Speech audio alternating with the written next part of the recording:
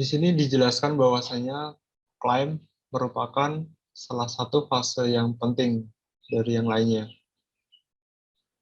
Pada fase ini, pesawat ketika climbing dengan airspeed yang konstan dan sudut climbing yang konstan juga.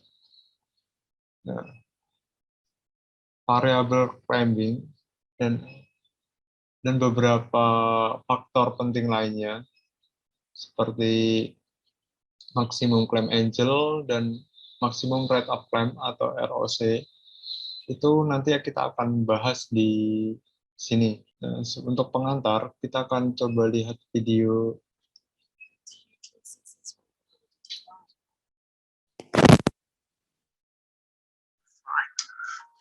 Drag, thrust, and weight are all balanced.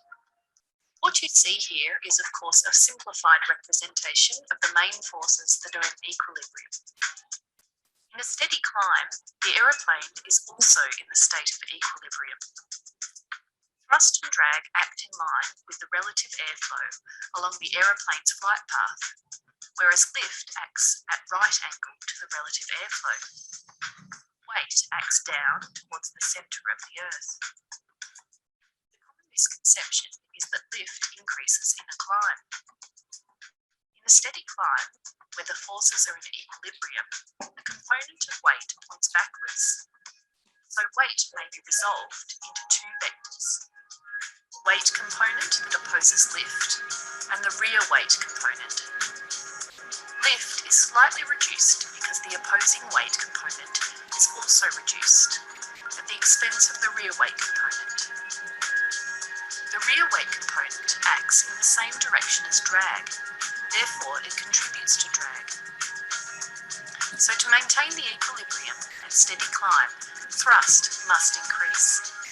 This is called excess thrust. Are you still not convinced that lift is smaller in a climb?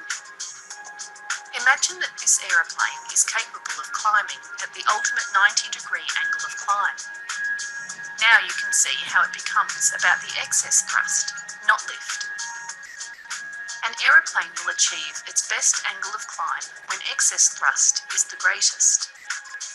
This curve represents thrust available against airspeed for straight and level flight.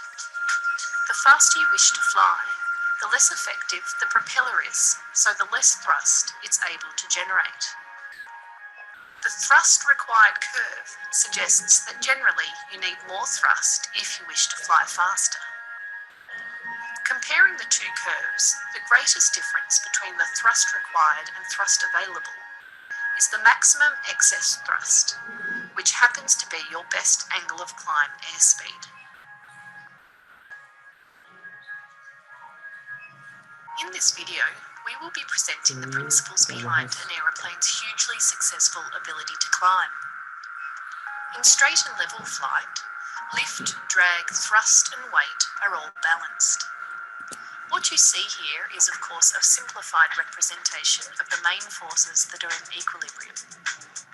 In a steady climb, the aeroplane is also in the state of equilibrium.